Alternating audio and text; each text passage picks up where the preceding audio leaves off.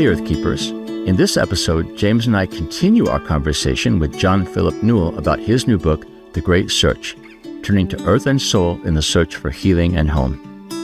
As we said last time, in this book, John Philip argues for a reimagining of how we relate to creation, to each other, to God, and even to ourselves. He advocates for engaging creation as the primary means of knowing God, of seeing the sacred in all life forms, and of loving all creation as we love ourselves. And because our conversation was so full of emerging truths and insights, we split this into 2 episodes. In this, the second half of our conversation, we pick up at a point just after John Philip has explained how some religious teachings have made us forget how to fall in love with nature and caused us to lose sight of the divine presence in everything all around us. Here then is part 2 of our conversation with John Philip Newell. I really appreciated your chapter on Nan Shepherd because it highlighted for me a life that did seek that revelation in the wider world in a very beautiful, intentional, consistent, and passionate way. The way that she sought Earth in a very particular place, the Cairngorm mountain range of the Scottish Highlands. And you highlight the time, attention, and love that she gave those mountains and the passionate sense of connection that she cultivated. And at one point, I just want to quote something you wrote. The mountain invites her to be and to let go to the flow of light that courses deep in the body of her being and the body of Earth.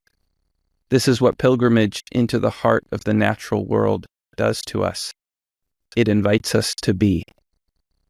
I really resonated with that, perhaps in a smaller way. I feel like personally I've had moments like that, if not a sort of a lifetime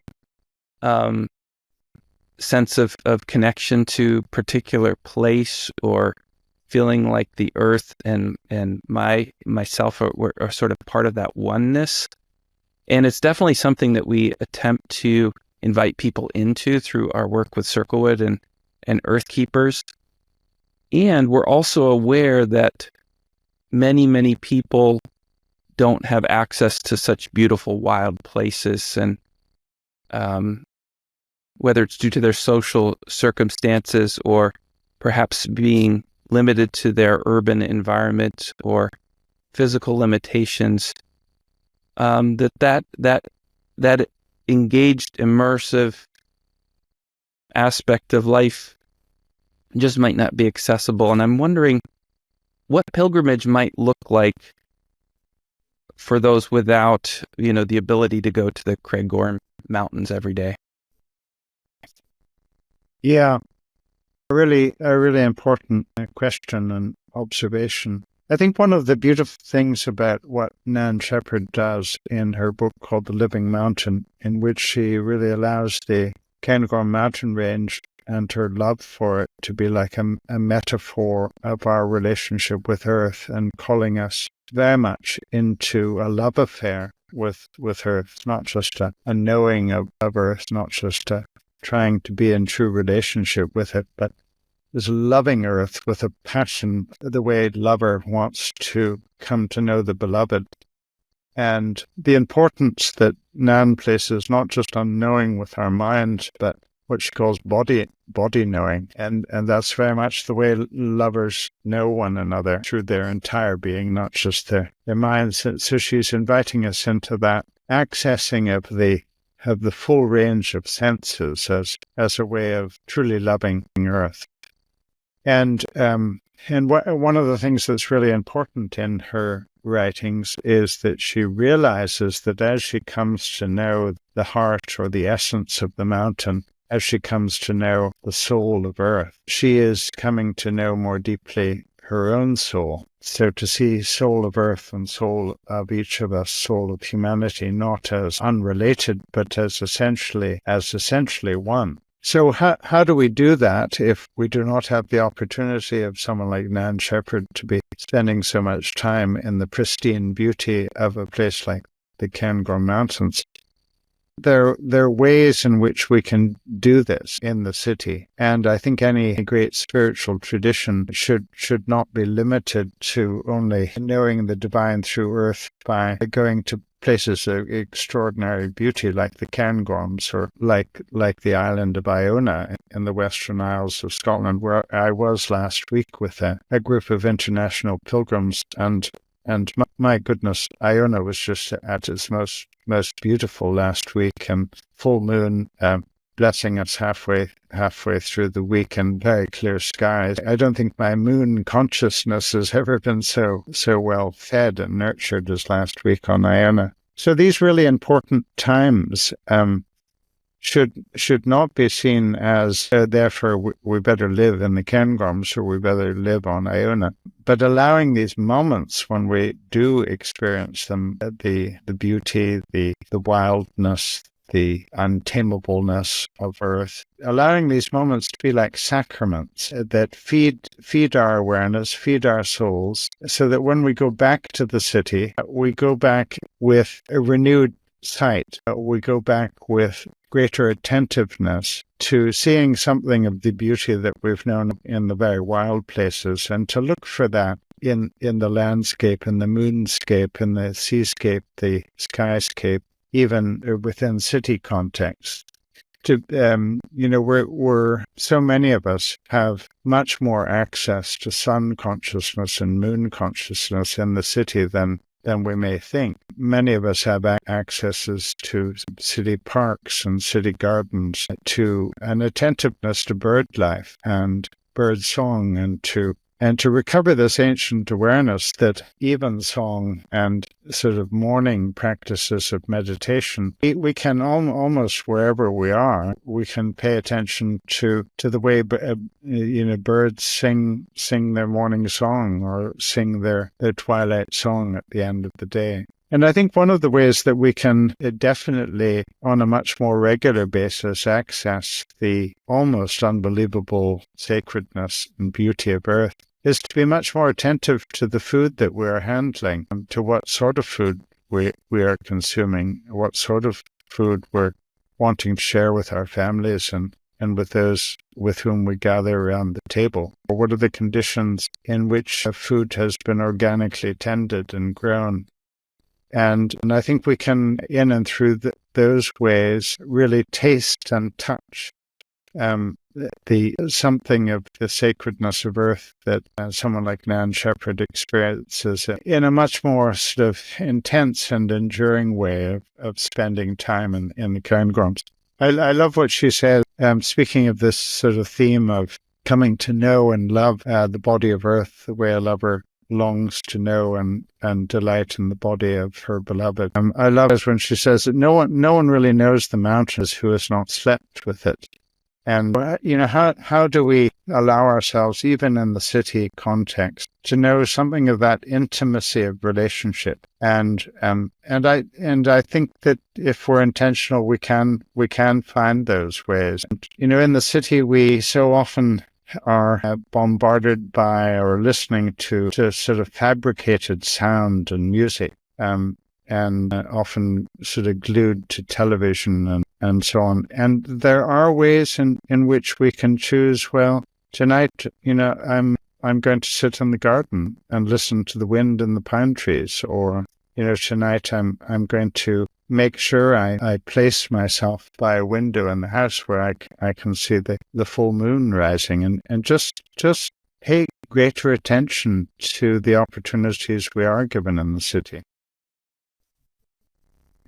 I'm having a memory as you speak about the years I lived in Istanbul, lived in the inner city, and I remember on my way to work every day, I would pass by a very developed area, hardly any plant life at all. But against one little fence outside of a shop, there was a plant that had sprung up from a seed between the cracks in the sidewalk. And it was a cilantro plant, which was surprising because cilantro as an herb is not really available in Istanbul. So I watched this plant grow, and many days as I passed by it, I'd kind of surreptitiously greet it and say good morning. Sometimes I would touch it. But the moments when I would maybe encounter that plant each morning had had the effect of centering me in some way for the day. So there was just something really sacramental about that plant. There was something sacred in the plant itself, in my relationship to the plant. Yeah, absolutely. That's very beautiful. Well, John Philip, I've been thinking a lot about a recurring theme that you identified at the start of our conversation here as the sacredness of every human being. You know, Nan Shepherd, for example, for her it's a matter of falling in love with the enchanted radiance of all things. And for Edwin Muir, it's about looking for the light of the eternal in all things and to be experiencing the presence of the immortal within everything that has being. So as much as I'm drawn to the idea, I also struggle to fully embrace it. And I've been carrying it around with me, almost in a way, testing it against reality and really testing it against my own capacities to live that reality, to really see people in that way. One of the realities I tested against, of course, has everything to do with the current political realities in the U.S. and my stance personally towards others that sometimes I think is less than generous. And I'll be honest, case in point, my most challenging test case is probably thinking about Donald Trump. I simply don't know how it's possible to see the enchanted radiance in him, much less fall in love with it. So, that's my test case, and it's an extreme example, but if this is true, it's got to apply everywhere and to everyone. And so my question for you is, where is the hope for a different way of seeing the divine in others, especially those folks with whom we fundamentally disagree, maybe especially as we approach in the States this coming election? Yeah, a really important question and struggle. In engaging with that sharing and struggle, I don't want to, in any sense, belittle the struggle.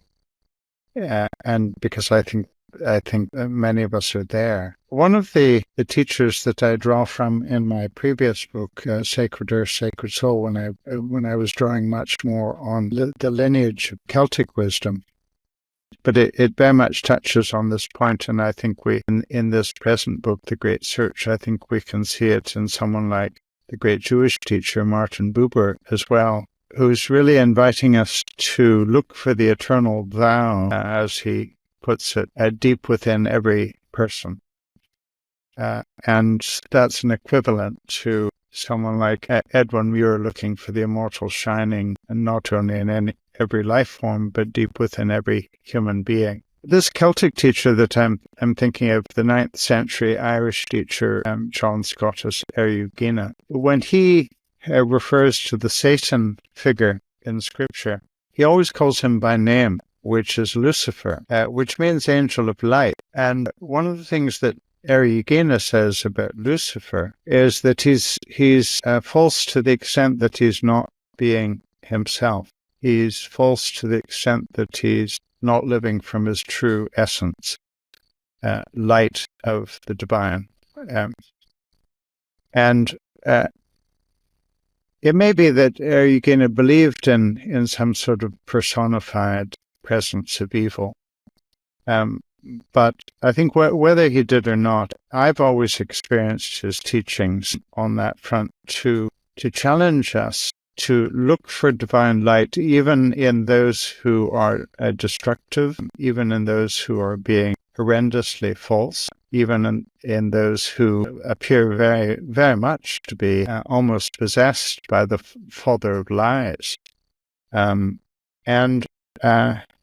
So Eriugena has this belief that it's important to call Satan by his name, Angel of Light, and to allow that to remind us that the essence of this great angel is light. And so how do we call one another by name? How do I call Donald Trump, for instance, or Putin, or anyone who appears to be perpetrating terrible wrong and suffering? How do I call these ones brother of light? And I think what someone like Eriugena is doing is inviting us into this way of seeing, to not define the lies, the destructiveness, the perversion, the wrongs that someone like Trump has done to women, to not define them, but to see that they are being false to the extent that they're not living from their true essence. And I think that one of the things that this way of seeing enables is for us to avoid the potential self-righteousness that can characterize a lot of political debate, so that in the face of that sort of destructiveness and falseness, we're not calling the other to become like us, which of course undermines often great movements for change and vision, because there's nothing to be said for that way, and I don't believe that way is a way of profound bringing about of change. So how do we allow ourselves to forever be looking for that place of light deep within the other, and trying to address that place, not just with a condemnation for the falseness and the destructiveness? I think we need to confront those, we need to name those, we need to become more conscious of them and try to enable others to become more conscious of them, but not to identify the essence of the person with that falseness and with those lies. And as well as providing us with a way of seeing the other in those challenging contexts and relationships, I think Eriugin is also inviting us to see ourselves in these terms, because sometimes we can be very harsh in our sort of self-judgment in times of failure, in times of betrayal or falseness. And it's important that we see one another with the sort of light of generosity that someone like Eriugin does, even in relation to the Lucifer figure. And because I think if we identify another in terms of their lies and their destructiveness, then in a sense we turn the other into a monster. And in a sense, the only way to deal with the monster is to try to destroy the monster, rather than to look for the way of redemption, the way of healing, the way of transformation. Martin Buber looking for the eternal thou in the other. And this is something that he teaches not in a sort of armchair theology way. He lived through some of the horror of Nazi Germany, and then he went to Jerusalem for the safety of his family. He escaped Nazi Germany. And then he saw in Jerusalem and in Palestine, he saw his own people doing to the people of Palestine what was being done to his people, in a sense, in Europe. And it's in that context that he's saying, I don't believe that anyone is unredeemable. And interestingly, he speaks about redemption as the restoration of betweenness, the restoration of true betweenness. So what is our role with someone who we can't see easily beyond the lies, beyond the falseness? What is the role we can play in that sort of restoration of betweenness? And in a sense, this is what we have primary responsibility for, is our own response, our own way of seeing. And I believe we can play a part in the restoration of betweenness by choosing not to see their essence in terms of the falseness of their speech, their behavior, their history. Yeah. On the news recently, I heard about the fact that an American talk show host, Stephen Colbert, for a couple of years refused to speak the name of Trump in any context.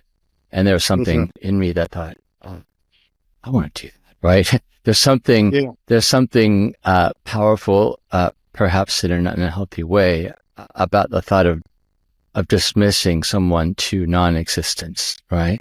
Which in itself has got to be something that wars against the soul. But I'm taking seriously your words, this possibility that perhaps I can work to discipline myself to at least name Donald Trump as a brother of light, even if it doesn't resonate emotionally, but to simply try to walk in that truth. And I think, that discipline, while it certainly stands to potentially transform my perspective of all people, I think even more, it stands to transform me. If I could actually learn to see that way, I would be a fundamentally different person. Yeah. Yeah, absolutely. I'm thinking about the importance of this call to see the divine light in every person. How important it is, not just when we think about the world and its public forms, but also in our own religious and spiritual communities. Thinking about the kinds of transformations and shifts that we're talking about, that the figures in your book are talking about. Standing in that sort of prophetic space, it's easy to slip into our own self-righteousness, finding that balance between trying to tell the truth and call to a greater truth and clarity with loving people where they are and in their essence. I think it's a real challenge, and I think I learned a lot and was challenged by the story of Edwin Muir in your last chapter. Yeah. I loved the challenge that he gave me, talking about the limits of formal historic creedal beliefs when they actually disconnect us from physical reality or from our lived experience. And I think about the poem that you quoted, his poem on the incarnation. And the word made flesh is here, made word again, speaking about maybe a more rigid kind of institutional church form. And yet he kind of made this journey that brought him back to a place of love and care. And I'm wondering what you might say to someone like me on that journey, or perhaps a pastor trying to guide her congregation in this direction. How can we both try to make the word made flesh, kind of make that real and call for that deep transformation in our communities, and hold on to loving people kind of for who they are and where they are? I think that in our journeys, what most deeply sustains us and moves us forward is experience, rather than instruction, or rather than others telling us what to do or what to become. So that I think that the more we can allow ourselves to experience the sacred, the stronger we will be in the path of living in new ways. And I think that's one of the marks of soul at this moment in time. I think so many of us who are much more in wilderness or in exile would, in various ways, want to say, I want to know the sacred. I don't want to know about, know about the sacred. And faith has been defined so much in terms of what you believe about the divine. And to the extent that even, many Christians have defined themselves as Christian because they believe certain things about Jesus. And this is, of course, all based on teachings and sort of hierarchy of truth, and agreeing to sign up, in a sense, to propositional statements about the divine. And that was the type of faith that someone like Edwin Muir lost, because those statements about God and about humanity and about earth that the church was teaching as part of its creedal and doctrinal formulations, those didn't in any sense match or address the suffering that he went through as a young man, when 3 members of his family died within 1 year in the sort of poverty and industrial injustices of early 20th century Glasgow. So the turning point for him came, I think, when he realized that faith was not about giving assent to statements about the divine, but was much more to understand faith as being faithful to this immortal shining that he increasingly saw in all. And I think one of the really interesting things about his journey is that his journey into faith and into faithfulness sort of reconnected with his childhood and some of his earliest experiences of the universe and his experiences of family. And I think that's an important sort of reconnecting to how can we re-access the child's way of seeing, because I think the child does see the universe as light-filled, and the child will tend not to demarcate, one people from another, and even the human species from Earth's other species, until, in a sense, the child is trained into demarcating and often lessening those who are not part of one's own people or one's own religion or one's own culture.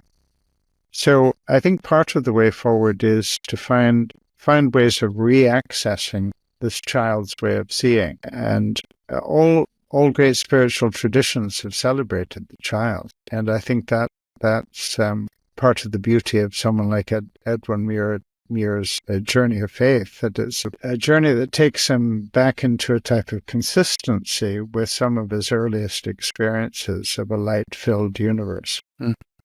Yeah, it actually, what you're saying reminds me of a recent learning cohort that Forrest and I helped lead. At one point, Forrest led us in a imaginative exercise of remembering a place or a time, not necessarily when you were a child, but a place when you felt that deep connection and oneness. And for me, it was took me back to a place in time when I was a teenager, in a particular path through the woods in the town that I grew up in. And what struck me was I had reflected on that place and time and its sacredness and its impact on my life many, many times. And yet the way Forrest invited us to explore that place again in our memories brought out new meanings and just a deeper sense of gratitude and connection and insight that I thought, wow, I think there's even more there. And I agree with you that most of us, perhaps all of us, have those core memories or experiences that tap into something primal and elemental about us, that there are ways of being, particularly in the West, that kind of move those aside or bury them. And part of our task, I think, is to unearth them and let them breathe again. Yeah, that's a beautiful way of putting it. I think, something that your words reminded me of something else that Edwin Muir says. I'm not sure that I wrote about it in the chapter, but he has the sense of almost like redeeming a memory, or redeeming of parts of our past. And he says that parts of our past, when we remember them, it's almost as if at that time in our past, we were only seeing the beauty or the light in a peripheral way. It was almost as if it was just sort of out of the corner of our eye because we weren't focusing properly on it. And he describes, in a sense, going back to those moments and allowing ourselves to give full attention to that light that only seemed a bit peripheral at the time. And because these are our journeys through the mystery of life. And I think we can go back and reclaim certain moments as full of light, fuller of light than what we realized at the time. John Philip, as we draw our conversation to a close, I want to harken back to where we started with this idea of exile. There's a term that I've learned from my friend Victoria Lewis, who's one of the founders of the Wild Church movement. And she describes herself with the term edgewalker. And what she means by that is someone who's walked away from the dominant mainstream center of the church, but not left it entirely, not given up. And so an edgewalker, as we now use the term, stands far enough outside the limiting structures of church that they can see beyond those limits to what else might be possible for a church reborn or a church reimagined. And it seems to me that many of the people that you write about are edgewalkers. What about the stories of these people, in a general sense, that you talk about in The Great Search? What principles or values might help us to become better edgewalkers and to help, as you put it, to bring about the birth of something new? I think edgewalkers is a fine way of describing what many of us are experiencing. The important thing at this moment in time is to ask, well, what's trying to be born? What's trying to come forth that has never been before? And the 9 great prophetic figures that I draw from a whole range of nations, religious traditions, different epochs, I believe that all of these great prophetic teachers are addressing the yearnings of the human soul that I'm identifying as particularly to the fore at this moment in time. And I think one of the interesting things about these prophetic figures that I'm drawing from, many of them in their own age were considered way out on the edge, or even sort of heretical thinkers within their religious traditions. And it's interesting that now, here they are, very close to the heart of this moment. That is, their wisdom can feed the yearnings that I think are deep in this moment. All of these great teachers are, in their sort of wonderfully varied ways, pointing to the sacredness of earth and pointing to the sacredness that is at the heart of every human being as where we will find healing and where we will find new beginnings. I would also say that the term has some limitation, because maybe one of its limitations could be that Edgewalker might give the impression that the center is not everywhere. One of the things I say in the conclusion is that just as new science is enabling us to understand that the center is everywhere in the universe, so it is spiritually. And I think it's important to remember that the center is deep within us, and the center is at the heart of every moment. And we don't have to be walking in an edge in relation to the center of the divine deep within me, or I don't need to be on the edge to seeing and remembering and being committed to the center of the divine that is in you and in every human being and life form.